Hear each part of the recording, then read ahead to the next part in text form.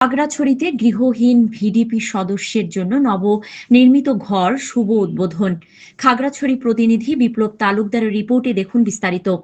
খাগড়াছড়িতে গৃহহীন ভিডিপি সদস্যের জন্য নবনির্মিত গৃহ এর শুভ উদ্বোধন করেন বাংলাদেশ আনসার ও গ্রাম প্রতিরক্ষা বাহিনীর মহাপরিচালক 24শে এপ্রিল 2025 সকাল 10 ঘটিকায় ভিডিও টেলিকনফারেন্সিং এর মাধ্যমে সারা দেশে নবনির্মিত 26টি গৃহের প্রথম ধাপে 4টি গৃহের শুভ উদ্বোধন করেন বাংলাদেশ আনসার ও গ্রাম প্রতিরক্ষা বাহিনীর মহাপরিচালক মেজর জেনারেল আব্দুল মোতালেব সাজ্জাদ মাহমুদ।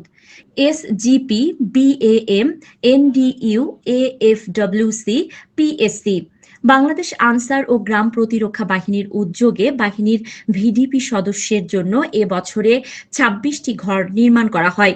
বাংলাদেশ আনসার ও গ্রাম প্রতিরক্ষা বাহিনী থেকে সরকারিভাবে নবনির্মিত ঘর পেয়ে ভিডিপি সদস্যরা মহাপরিচালকের প্রতি কৃতজ্ঞতা প্রকাশ করেন এবং উপমহাপরিচালক চট্টগ্রাম ও পার্বত্য রেঞ্জ চট্টগ্রাম এবং জেলা কমান্ড্যান্ট আনসার ও ভিডিপি খাগড়াছড়ি পার্বত্য জেলাকে ধন্যবাদ জানান।